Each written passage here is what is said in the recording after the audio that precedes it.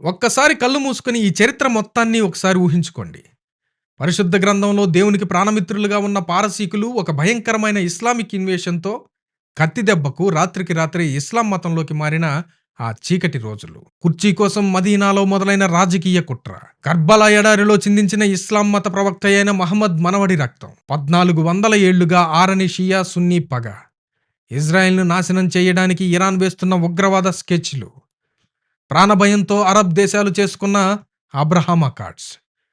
అలాగే యెహెజ్కేలు గ్రంథంలో 38వ అధ్యాయంలో దేవుడు చెప్పిన పారసీకులు, గల్ఫ్ దేశాల ప్రవచనాలు. ఇవేమీ చరిత్రలో అనుకోకుండా జరిగిన ప్రమాదాలు కాదండి. ఇవి నాయకులు రాత్రికి రాత్రే తీసుకున్న నిర్ణయాలు, అంతకంటే కాదు. ఇవన్నీ 2600 ఏళ్ల క్రితం పరిశుద్ధ గ్రంథంలో దేవుడు రాసిపెట్టిన ప్రవచనాలకు పక్కా ప్రాఫెటిక్ స్టేజ్ సెట్టింగ్.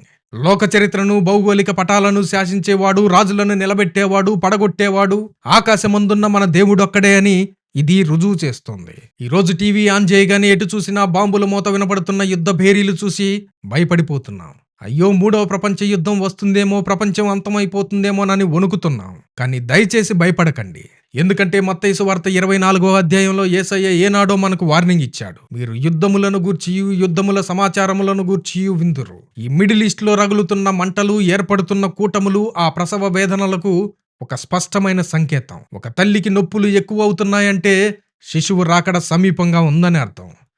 ఈరోజు ప్రపంచంలో పెరుగుతున్న ఈ యుద్ధ భేరీలు మన రాజైన యేసుక్రీస్తు రాకడకు వేస్తున్న అడుగుల చప్పుడు.